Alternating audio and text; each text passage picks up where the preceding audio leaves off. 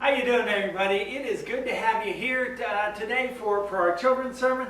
I've got a little bit of a kind of image I want you to do, but I need help with that. So what I'm going to do is you see this folding chair here?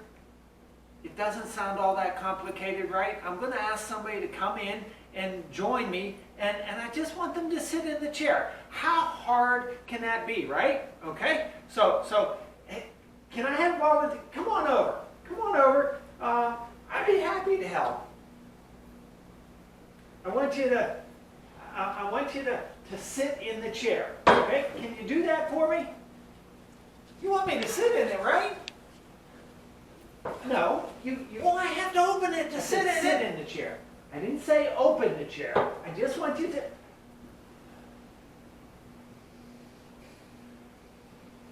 Don't get complicated. Just sit in the chair. What you tell me to do. Now let me. I can't sit in it when it's closed. Let's not get sassy. I didn't ask you to unfold it. I didn't ask you to move it. I asked you to sit in it. You know what? That's all I want. How Give me the chair. Is that? No, fine. Do it yourself. You know what? Just go away.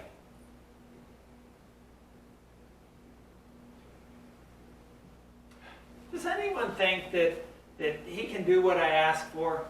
I mean, can anyone sit in the chair without opening it? You can't sit in a folding chair unless you open it, right?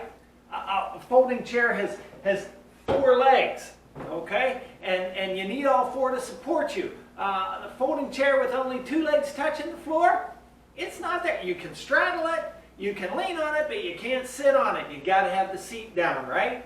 Okay? I was asking him to do the impossible. But I did that because I wanted to illustrate something to you. You know, sometimes in life, there are times when you just want to jump ahead and just get into it. You want to dive in and do something exciting, but you can't always just jump in and do what you want to do. For example, you can't run on the football field and be the quarterback if you've never practiced with the team. Okay? Or you can't do surgery in a hospital without going to college and medical school and learning how. You got to you got to do first things first, right? Okay, you got to get yourself ready. And what's sad is that some people just jump ahead and they do whatever they want without putting first things first, without getting ready.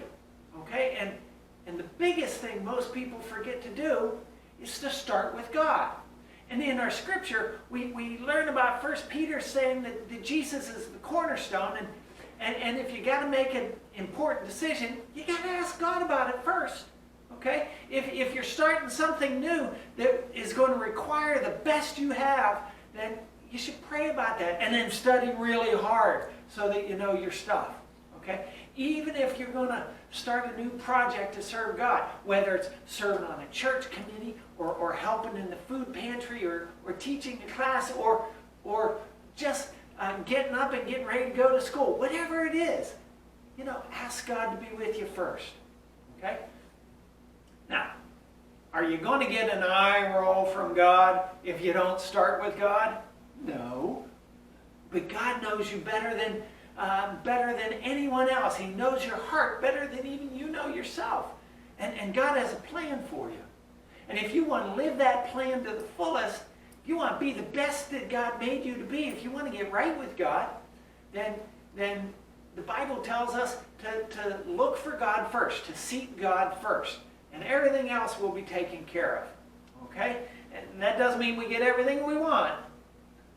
Sometimes, you know, because God knows best, what we want to do isn't allowed to happen. Okay? But that's because God has another big plan for us, an even bigger and better plan than you could ever imagine. But you got to keep first things first. All right? And the first thing first is to call God and look upon Him, to seek God first in all things. Okay? Hey, you have a great week. I'll talk to you later.